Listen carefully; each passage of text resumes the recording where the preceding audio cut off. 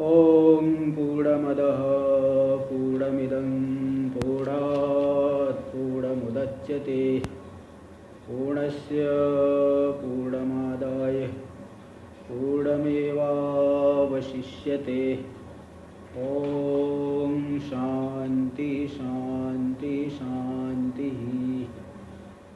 शङ्करं शङ्कराचार्यं केशवं बादरायणं सूत्रभाष्यकृतौ वन्दे भगवन्तौ पुनः पुनः।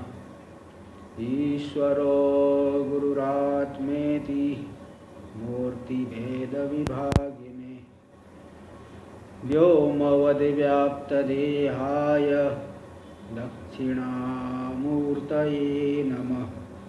ॐ शान्ति शान्ति शान्तिः। श्री विद्यारण्य मुनि जी के द्वारा विरचित पंचदशी जो अद्वैत वेदांत का ग्रंथ है, प्रकरण ग्रंथ है, इसका हम लोग तृतीय प्रकरण आरंभ किए। इसका नाम है पंचकोश विवेक प्रकरण। इसमें यो वेद निहितम गुहायाम परमे व्योमन सोष्णुते सर्वान कामान।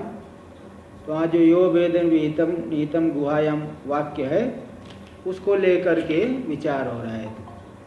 तो गुहा शब्द का अर्थ है 5 कोश की परंपरा, अन्नमय प्राणमय मनोमय विज्ञानमय आनंदमय, 5 कोशों की परंपरा को गुहा शब्द से कहा जाता है। विशेष रूप से बुद्धि को ले लेते हैं गुहा, क्योंकि बुद्धि में ही ज्ञाता ज्ञान ज्ञे ये तीनों प्रगत त्रिपुटी जो है बुद्धि में ही सब निहित है।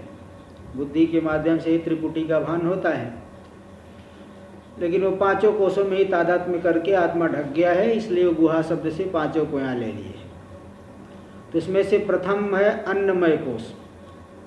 उस अन्नमय का स्वरूप और उसकी अनात्मकता को दिखा रहे श्लोक नंबर 3 हम लोग देखेंगे। इदानीम अन्नमय से स्वरूपम तदनात्मत्वम च दर्शयति। अब अन्नमय के स्वरूप को और अन्नमय की अनात्मत्व को दिखा रहे। आत्मा नहीं अन्नमय कोश, अनात्मा है, जड़ है, इसको दिखा रहे। श्लोक नंबर 3 हम लोग देखेंगे।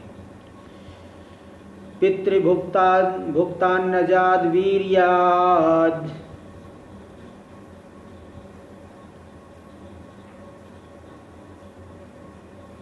जातोन्नेनैव वर्धते।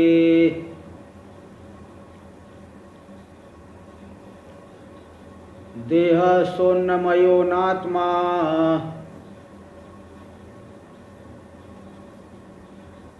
प्राक्चोर्ध्वं तदभावतः। पितृभुक्तान्नजाद वीर्यात्, यहाँ पितृ से माता पिता दोनों को लेना है ना, क्योंकि ये समास होता है। माता च पिता च इति पितरौ। पितर शब्द से माता पिता दोनों को लिए। पितृतर्पण। पितृतर्पण मतलब केवल पिता का तर्पण नहीं, माता का भी तर्पण उसमें पितृ। तो माता च पिता च इति पितरौ। इसी प्रकार और भी बहुत से समास होते हैं, जैसे शिवश्च शिवाच इति शिवौ शिवाभ्याम नमः। जहाँ कहीं लिखा रहे 2 वचन, शिवाभ्याम नमः, तो शिव जी तो एक है, तो शिवाभ्याम मतलब शिव और शिवा, शिव और पार्वती दोनों को नमस्कार, है ना। तो इस तरह से वहाँ, क्योंकि एक शेष समास होता है, एक शेष समास, उसमें से स्त्रीलिंग वाचक शब्द का लोप हो जाएगा, पुल्लिंग वाचक शब्द ही रहेगा। इसी प्रकार माता च पिता च इति पितरौ। अगर माता पिता दोनों का प्रयोग करेंगे तो पहले माता शब्द आएगा, पहले माता शब्द आएगा। लेकिन जब एक का ही प्रयोग करेंगे, मतलब एक शेष कर देंगे, तो पिता पितृ शब्द ही बचेगा, मातृ शब्द लुप्त हो जाएगा, इसलिए पितरौ कर देंगे।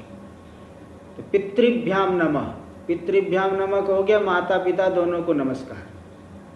इसी प्रकार यहाँ पितृभुक्त, पितृभ्याम भुक्तम इति पितृभुक्तम। माता पिता दोनों के द्वारा खाया हुआ जो अन्न, पितृभुक्त अन्न, उस अन्न से अन्नज, अन्न से उत्पन्न होने वाला कौन है? वीर्य। वीर्य मतलब रज वीर्य दोनों ले लेना।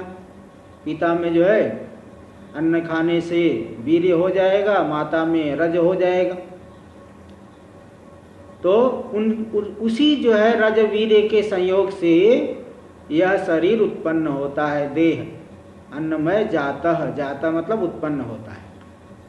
तो पितृभुक्ता नजाद वीर्या जातः, माता पिता के द्वारा खाए गए अन्न से होने वाला वीर्य, रज वीर्य, उस रज वीर्य से ही जो देह उत्पन्न होता है। और अन्नी नयो वर्धते, और अन्न खाएंगे मोटा होंगे, अन्न खाने से मोटे होंगे, और अन्न खाना छोड़ दो तो फिर पतले हो जाएंगे, मर जाएंगे, फिर समाप्त हो जाएंगे। तो माता पिता के द्वारा खाए गए अन्न से उत्पन्न वीर्य से जो उत्पन्न है, और अन्न से ही बढ़ते रहते हैं, और अन्न में ही जा करके यानी अन्नात्मक पृथ्वी में ही जाके लीन हो जाते हैं।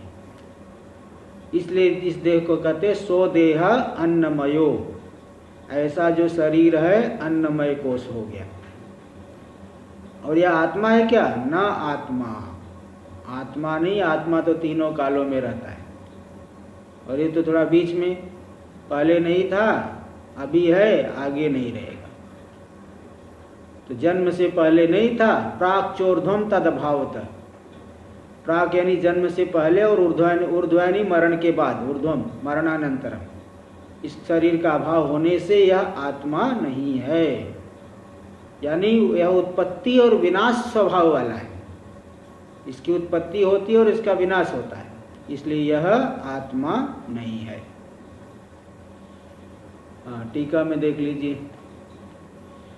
तो पितृभुक्त थी, पितृभुक्ता नजाद यानी मातृ पितृभुक्तात्, माता और पिता के द्वारा खाए गए अन्न, यवव्रीह्यादि लक्षणाद अन्नाद जायमानम।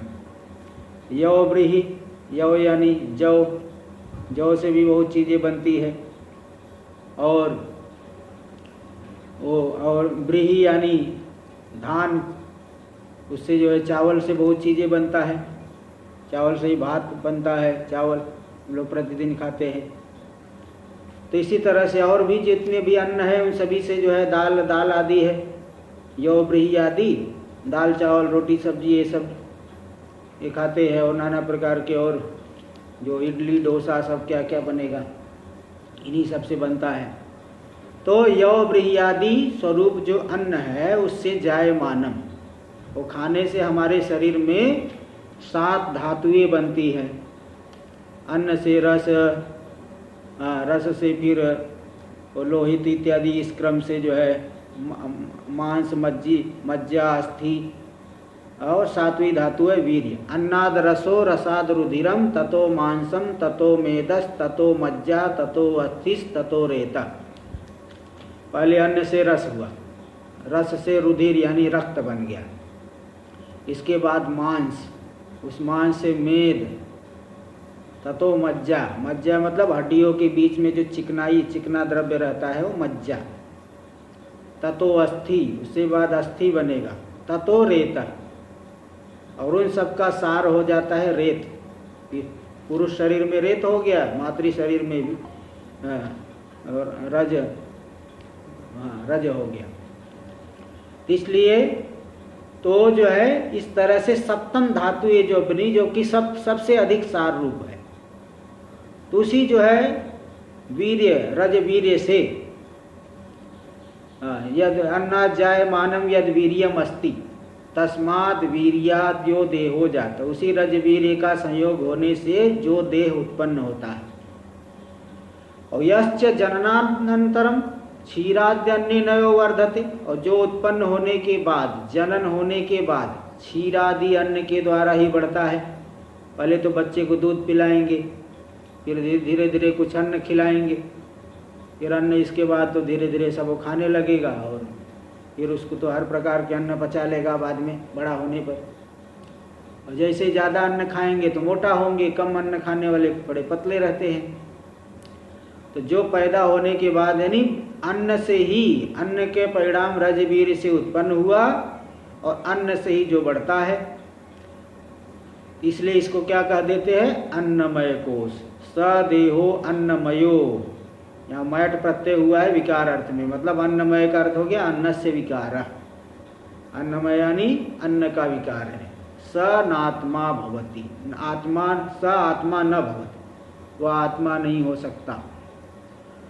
कुत इत्यतः, क्यों नहीं हो सकता भाई? ऐसी आकांक्षा होने पे जवाब दे रहे, प्राग चोर्ध्वम तद अभावतः, पहले भी नहीं था और बाद में भी नहीं। किसके पहले नहीं था? जन्मनः प्राग मरणादूर्ध्वम च तद अभावतः, शरीर की उत्पत्ति के पहले और मरण के बाद इस अन्नमय कोश का अभाव हो। तद अभाव तो मतलब तस्य देह से अभावात।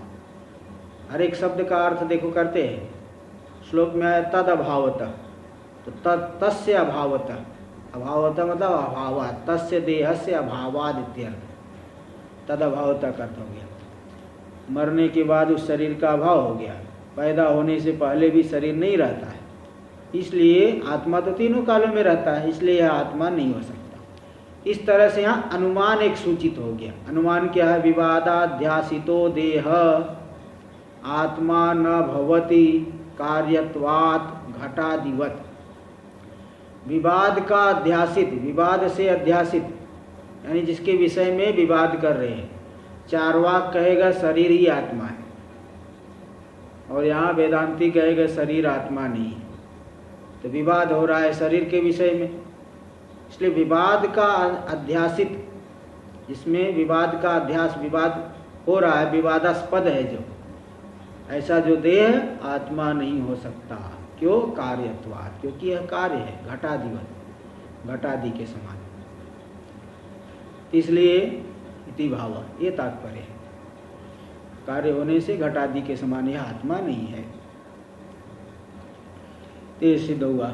आगे हेतुरस्तु साध्यम मा भूत, विपक्षे बाधका भावात अप्रयोजकम अयम हेतुरित्याशंक्य। देखिए अभी ऊपर अनुमान सूचित हो गया, अनुमान का स्वरूप टीका में दिखा दिए। विवादाध्यासितो देहो आत्मा न भवति कार्यत्वाद घटादिवत। यह शरीर आत्मा नहीं हो सकता क्योंकि यह कार्य रूप है घटादि के समान।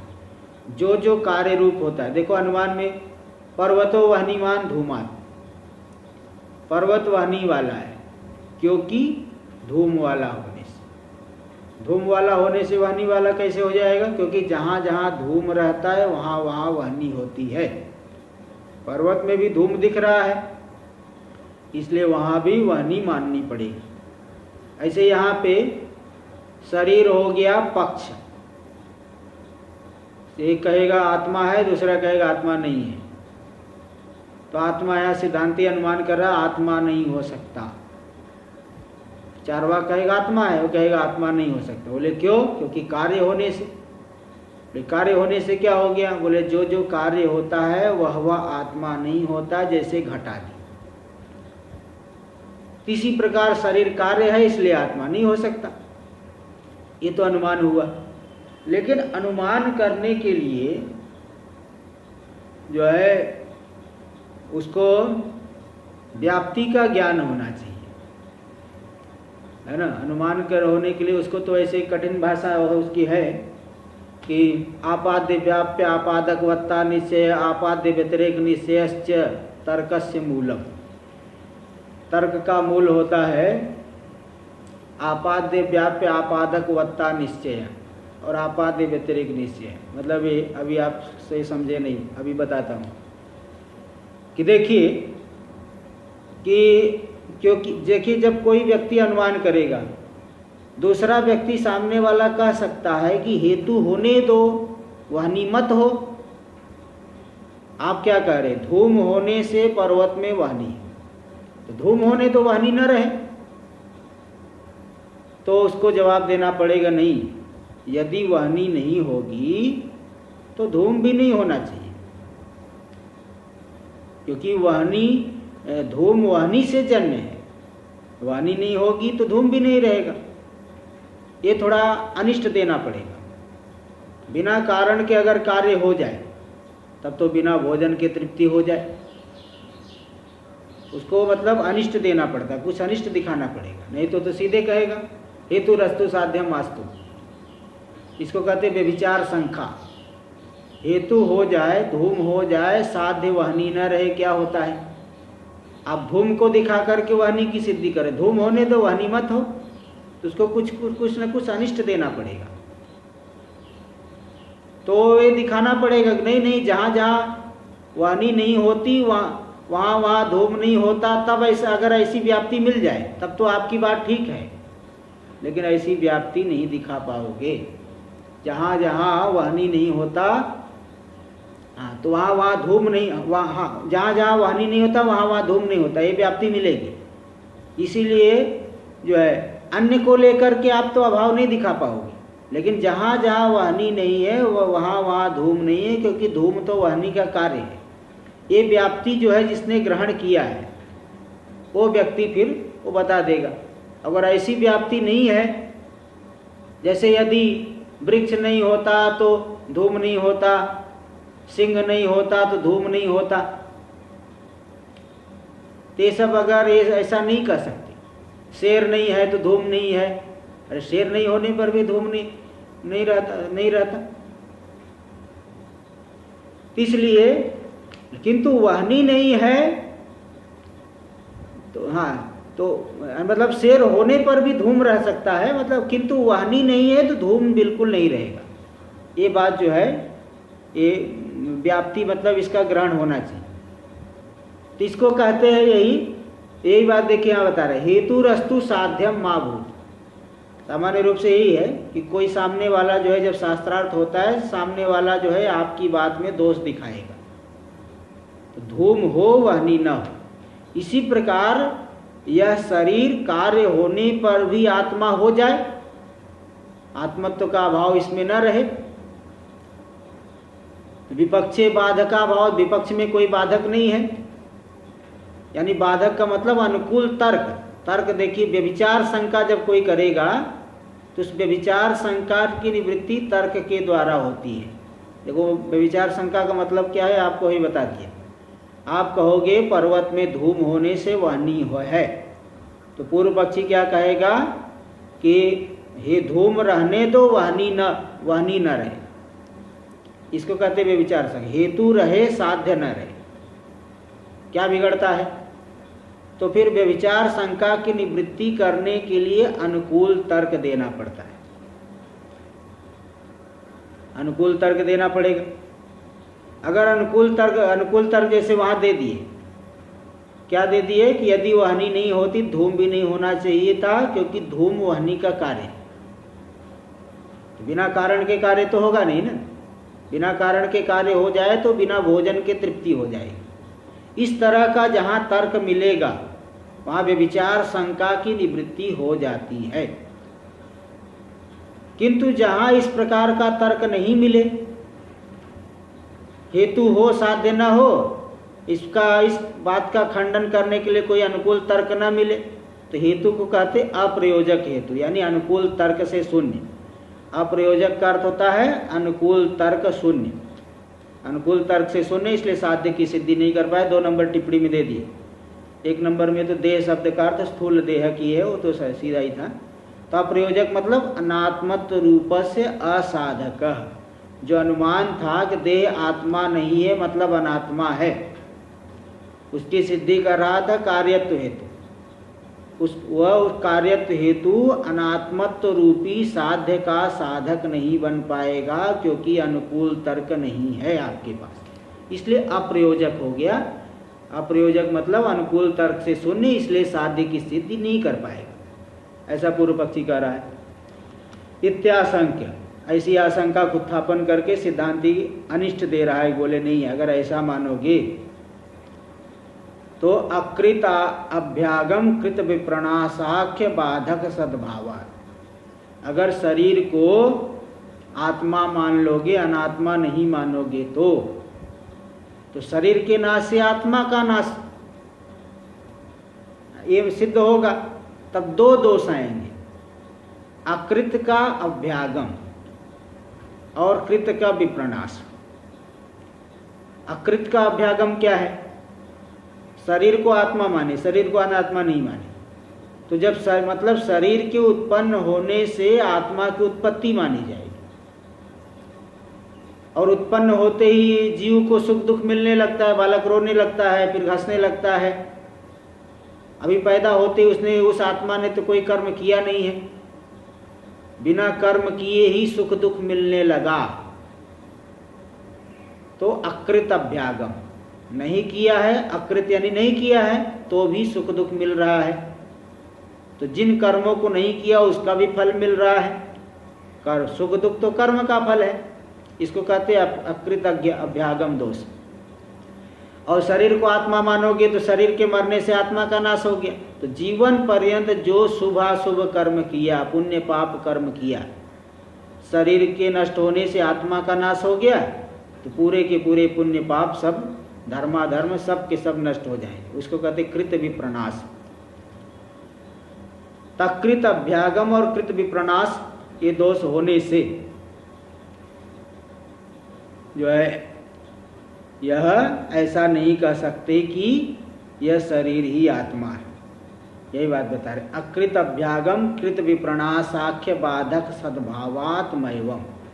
अकृत का अभ्यागम और कृत का विप्रनाश जो किया है उसका नाश रूपी ये बाधक, ये दो दोष है, ये दोष ही बाधक है।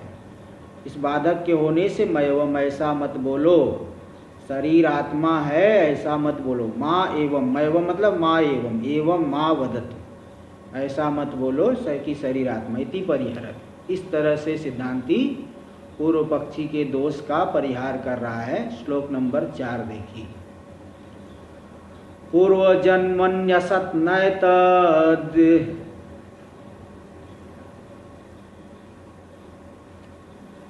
जन्म संपादयेत् कथम्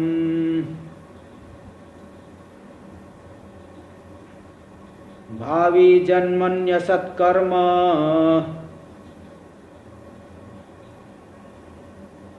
न भुञ्जीतेह संचितम्।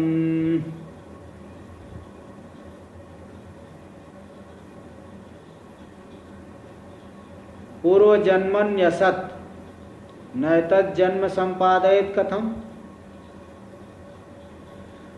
पूर्व जन्म में जो यह नहीं है, असत, तेतत् जन्म संपादयेत् कथम्। यानी देखिए, शरीर को जब आपने आत्मा माना, शरीर ही आत्मा है, तो जन्म होने के पहले ये आत्मा नहीं था। तो आत्मा नहीं था तो कर्म किया नहीं है, कर्म किया नहीं तो इस जन्म का संपादन कैसे होगा, जन्म क्यों मिलेगा? जन्म देने का कोई हेतु ही नहीं रहा। शरीर का जन्म तो किसी न किसी धर्माधर्म का कार्य माना जाता है। धर्माधर्म का कार्य होने से तभी तो कभी किसी को देवता की योनि मिल रही है, किसी को मनुष्य की योनि मिल रही है, कोई कीट पतंग बन रहा है। इस तरह से तो जब पूर्व जन्म में यह है ही नहीं, इस जन्म का संपादन कैसे होगा? और इस जन्म में सुख दुख आदि भी कैसे मिलेगा प्रारंभ से ही? और भावी जन्मनि, अगले जन्म में यह शरीर नहीं रहेगा। तो जिस शरीर से शुभ पुण्य पाप रूपी कर्म किया, वह शरीर रूपी आत्मा नष्ट हो गया। तो भावी जन्म में यह शरीर नहीं रहा, शरीर रूपी आत्मा नहीं रहा, तो असत कर्म,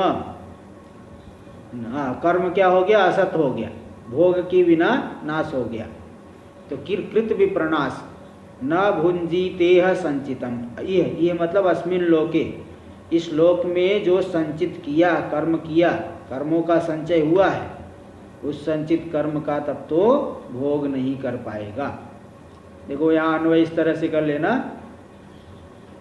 पूर्व एतद पूर्व जन्मनि असत, पूर्व जन्मनि असद एतद जन्म कथम संपादय। पूर्व जन्म में जो यह नहीं है तो इस जन्म का संपादन कैसे करेगा? और यह संचितम कर्म भावी जन्मनि न भुंजीत। द्वितीय वाक्य, यह संचितम कर्म भावी जन्मनि न भुंजीत। इस शरीर में, इस रह करके जो कर्म संचित किया, तो भावी जन्म में अगले शरीर में यह तो आत्मा नहीं रहा।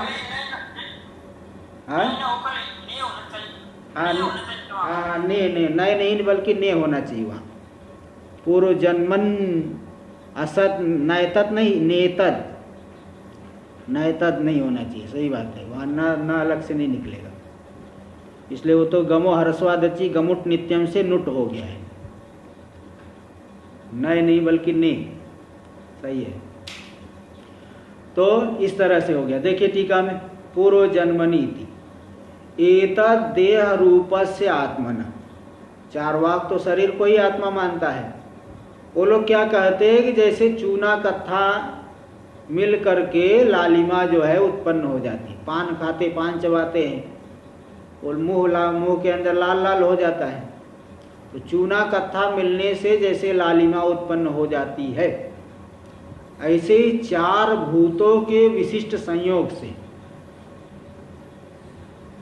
पृथ्वी, जल, तेज, वायु, आकाश को लोग नहीं मानते। आकाश का मतलब खाली जगह, आकाश को लोग नहीं मानते अलग से। इसलिए पृथ्वी, जल, तेज, वायु चार भूतों के विशिष्ट विलक्षण संयोग से, हर एक संयोग को आत्मा नहीं कहेंगे, क्योंकि घटपट आदि भी है तो आत्मा नहीं माना जाएगा। चार भूतों का एक विलक्षण संयोग होने से उसमें चेतनता उत्पन्न होगी, इसलिए शरीर ही आत्मा है। जैसे चूना कत्था से लालिमा उत्पन्न हो, तो ऐसा वो लोग मानते हैं। तो शरीर को ये लोग आत्मा इसलिए मान लेते हैं। ત્યાં सिद्धांती जवाब दे रहा है। देखिए टीका में उसका अर्थ दिखा रहे हैं। एतद् देह रूपस्य आत्मन पूर्व जन्मनि असत्वात्। यह शरीर रूपी आत्मा पूर्व जन्म में नहीं है, इसलिए एतद् जन्म हेतु अदृष्टा संभवे। इस जन्म का हेतु जो कर्म है अदृष्ट है। धर्माधर्म, शुभ पुण्य अपुण्य कर्म, वो तो है ही नहीं, क्योंकि यह है ही नहीं आत्मा। तो कर्म कहाँ से कर किया है? जब जो है ही नहीं तो कर्म कहाँ से किया है?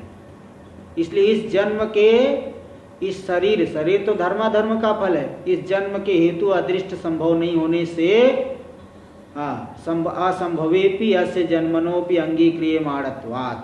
फिर भी इस जन्म को स्वीकार कर लिए और आगे सुख दुख मिलने लगता है। ये सब हो गया अकृताभ्यागम प्रसज्जेत। अकृत का अभ्यागम, कर्म का फल है शरीर, तभी तो शरीर में तारतम्य है। देवता कोई बन गया, कोई मनुष्य, कोई चींटी बन गया, कोई कीट पतंग बना।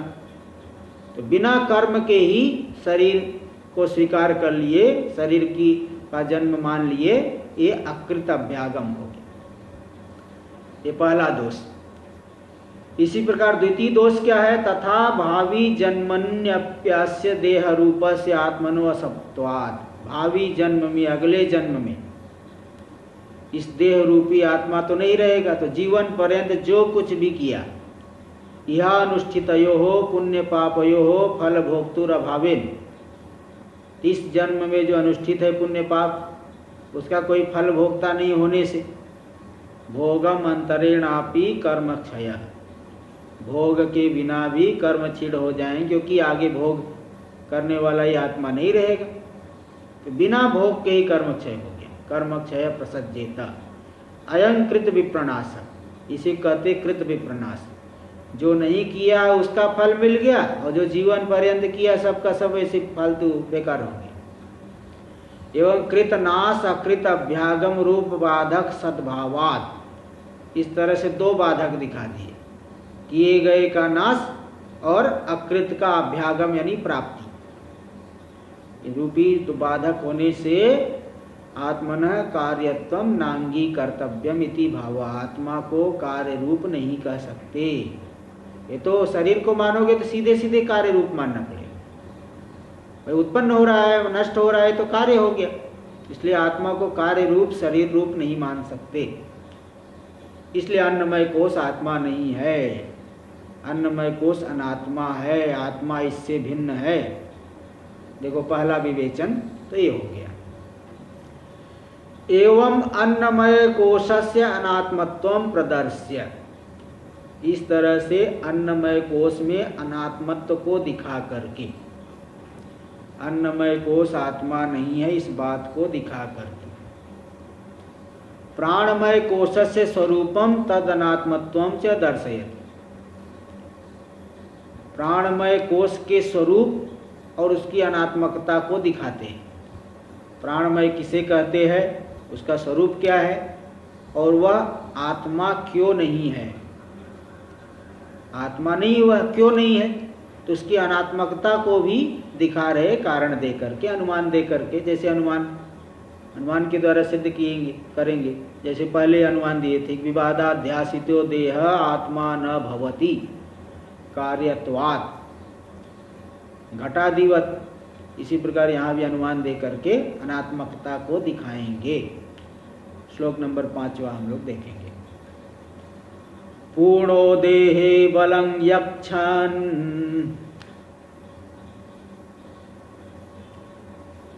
नक्षाणां यः प्रवर्तकः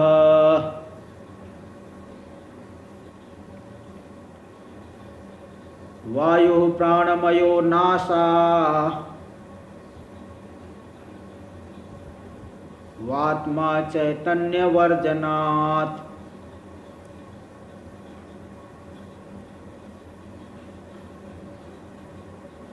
पूर्णो देहे, 1 नंबर टिप्पणी भी पहले देख लीजिए।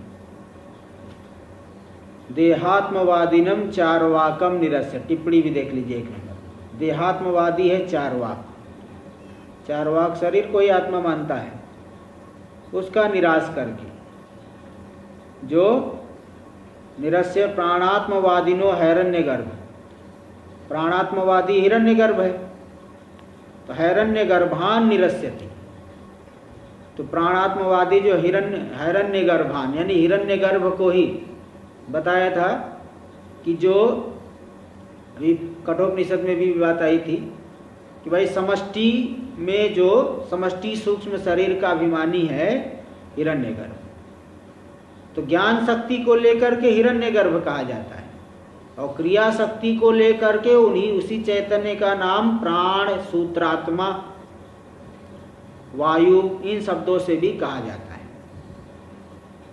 तो प्राण को जो आत्मा मानते हैं यानी प्राण स्वरूप, प्राण की समष्टि जो हिरण्यगर्भ से वो आत्मा है, और व्यष्टि में शरीर में भी प्राण है, यही आत्मा है। समष्टि में हिरण्य, इसलिए हिरण्यगर्भ की उपासना करते हैं। तो जो हिरण्यगर्भ की उपासना करने वाले क्या कहेंगे, हैरण्यगर्भ। विष्णु भगवान की उपासना करने वाले वैष्णव, शिव जी की उपासना करने वाले शैव। इसी प्रकार हिरण्यगर्भ की उपासना करने वाले कहेंगे हैरण्यगर्भा, बहुवचन में हैरण्यगर्भा तान हैरण्यगर्भान। तो देहात्मवादी चार्वाक का निराकरण करके, खंडन करके, प्राणात्मवादिनो हैरण्यगर्भान निरस्यति। प्राणात्मवादी जो हैरण्यगर्भ लोग हैं, हिरण्यगर्भ के उपासक लोग हैं, उनका निराश कर रहे हैं पूर्ण इत्यादि। तो पूर्णो देहे बलम यच्छ, जो पूरे शरीर में भरा हुआ है, पूर्ण है। और केवल भरा रहता है यह वायु, ऐसी बात नहीं है। शरीर में इंद्रियों की प्रवृत्ति का सामर्थ्य देने वाला है। अक्षाणाम यह प्रवर्तक। हाँ, यह वायु देहे पूर्ण सन अक्षाणा बलं यक्षन अक्षाणाम प्रवर्तक सो प्राणमयो। देखो इस तरह से एक वाक्य बनेगा, जो वायु देह में भर करके, पूर्ण हो करके, बलं यक्षन बल प्रदान करते हैं, अक्षाणाम या प्रवर्तक इंद्रियों की जो प्रवृत्ति कराने वाले। इसलिए जिस अंश से वायु निकल गया वो पैरालिसिस हो जाता है। कोई कुछ नहीं, हाथ नहीं उठा सकते, पैरालिसिस हो गया, लकवा हो गया तो हाथ नहीं उठा पाएंगे, पैर में हो गया पैर नहीं, चल नहीं सकते। तो इंद्रियों की प्रवृत्ति को कराने वाला यह वायु ही है। इसलिए जो पूरे शरीर में भरा हुआ है और इंद्रियों की प्रवृत्ति के लिए बल को देने वाला, बल दे करके जो प्रवर्तक यानी इंद्रियों को प्रवृत्त करा रहा है, ऐसा जो वायु है प्राणमयो असौ आत्मा न, वह भी आत्मा नहीं है। ये जो प्राणमय कोश है वह भी आत्मा नहीं, क्यों? चैतन्य वर्जनात्, चैतन्य का वर्जन होने से मतलब वो जड़ है, जड़ चेतन नहीं है, उसमें चेतनता नहीं है। बताओ, देखो वायु क्या है? बाहर जा रही है, बाहर जा रही है, अंदर जा रही, अंदर बाहर हो रही है, उसको हम लोग देख रहे हैं। तो ये वायु जो है आत्मा नहीं हो सकती, क्योंकि ये तो दृश्य है, ज्ञान का विषय बन रहा है, वह स्वयं चेतन नहीं है। भाई गहरी निद्रा में जैसे वो उदाहरण आ गया कि राजा अजातशत्रु और दृप्त बालाकी, दृप्त बालाकी जो है बहुत घमंडी थे, दृप्त इसीलिए नाम ही पड़ गया दृप्त बालाकी। बालाकी ब्राह्मण बालक थे, गुरुकुल में पढ़ करके आए तो राजाओं के पास जाते थे, क्योंकि राजा लोग ये सम्मान करते थे, जीविका चलाने के लिए वो वहाँ पे जाते थे। तो वहाँ गए, राजा को मालूम पड़ा कि तो बड़ा घमंडी है, तो फिर जाते ही बोल दिए कि मैं तुम्हें ब्रह्म का उपदेश करूँगा। वो राजा बड़े खुश हुए। फिर वो आदित्य ब्रह्म है, चंद्रमा ब्रह्म है, हाँ यही सब उपदेश कर लिए। 20-22 पर्याय में इन सबको बताए, सबका खंडन किया राजा ने। बोले ये सब, इसको तो मैं जानता, इस बारे में तुम मुझसे बात मत करो, इसके बारे में मुझसे बात मत करो। फिर आखिरी में स्वयं राजा के सामने वो समर्पित हो गए, महाराज आप ही मुझे बताइए। तो राजा फिर उन्हें ले जा करके एक सोए हुए पुरुष के पास ले जाके बोले, बृहत पांडरवासा सोमो राजन, ऐसा करके बोले, लेकिन वो उठा नहीं। तो वहाँ ऐसा विचार आया है, अगर प्राण आत्मा होता तो प्राण के नामों को लेकर के बुलाए हैं। भाई 10 आदमी सोए हैं, देवदत्त को बुलाओगे तो 10 के बीच में देवदत्त ही हाँ करके बोलेगा, उठेगा। 10 आदमी अगर सोए हैं, देवदत्त को बोलोगे तो देवदत्त ही, जोर से चिल्लाओगे देवदत्त उठेगा, बाकी लोग नहीं उठेंगे। बाकी लोग उठेंगे भी तो भी हाँ नहीं बोलेंगे, भले 8 सुन करके उठ भी जाए, लेकिन प्राय करके वो देवदत्त ही उठेगा, देवदत्त ही हाँ बोलेगा। तो प्राण का नाम ले करके वहाँ चिल्लाए तो दूसरा तो उसको प्राण तो चल रहा है, सुसुप्ति अवस्था में प्राण तो है, बोलना चाहिए उसको, लेकिन वो नहीं बोला, इसलिए वो प्राण आत्मा नहीं है। वहाँ भी सिद्ध किए ते प्राण में चैतन्य नहीं है, चेतनता नहीं है। ये तो वायु के बाहर अंदर जा रही, बाहर निकल रही, अंदर जा रही, बाहर निकल रही, तो इसलिए आत्मा नहीं है। चैतन्य का वर्जन होने से आत्मा नहीं है। देख लीजिए टीका में, यो वायुर्देहे पूर्णः, जो वायु शरीर में पूर्ण है और पादादि मस्तक पर्यंतं व्याप्त सन, पैर आदि से लेकर के मस्तक पर्यंत व्याप्त हो करके, बलं यक्षन, बल प्रदान करते हुए, बल कैसे प्रदान करेगा? ज्ञान रूपेण सामर्थ्यं प्रयच्छन, सामर्थ्य को दिखा दे रहा है ज्ञान रूप से। ज्ञान वायु है, देखिए सभी जोड़ों में विशेष रूप से जब कोई हम बल ज़्यादा काम करते हैं तो समय प्राण अपान की गति रुक जाती। कोई बहुत वजन उठाना हो, बहुत वजन उठाना, उसमें प्राण अपान दोनों की गति रुक जाती है, उसमें ज्ञान वायु की वृत्ति रहती है। तो ज्ञान वायु सभी अंगों में वो सामर्थ्य प्रदान करता है। तो जो वायु पूरे देह में पूर्ण होकर के, भरा हुआ होकर के, यानी पादादि मस्तक पर्यंतं व्याप्त सन, पैर आदि से लेकर के मस्तक पर्यंत व्याप्त होकर के, बलं यच्छन यानी ज्ञान रूपेण सामर्थ्यं प्रयच्छन, ज्ञान रूप से सामर्थ्य प्रदान करते हुए, अक्षाणाम चक्षुरादीनाम इंद्रियाणाम प्रवर्तकः प्रेरको वर्तते, जो चक्षु आदि इंद्रिया है उन सभी का वह प्रवर्तक होता है, प्रेरक होता है। स वायु प्राणमय इति उच्यते, वह वायु प्राणमय शब्द से कहा जाता है।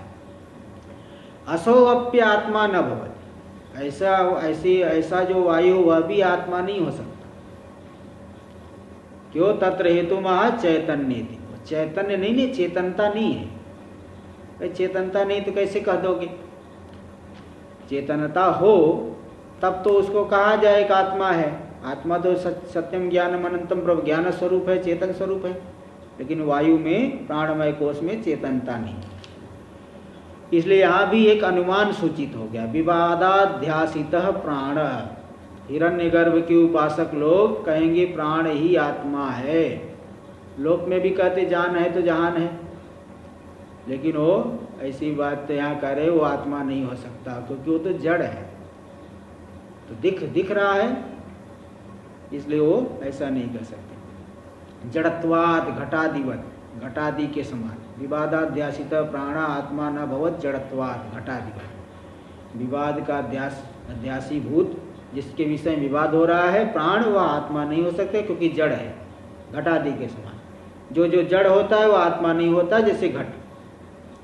ऐसे यह भी जड़ है, इसलिए आत्मा नहीं हो सकता। इस तरह से सिद्ध हुआ। अब इसके बाद मनोमय के विषय में भी चर्चा आएगी, जिसको हम लोग आगे कल करेंगे। ओम पूर्णमदः पूर्णमिदं पूर्णात् पूर्णमुदच्यते पूर्णस्य पूर्णमादाय पूर्णमेवावशिष्यते। ओम शांति शांति शांति।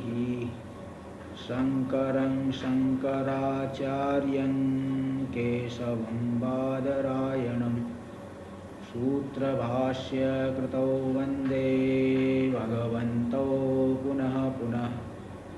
ईश्वरो गुरुरात्मेति मूर्तिभेदविभागिने व्योमवद्व्याप्तदेहाय दक्षिणामूर्तये नमः। ओम शांति शांति शांति।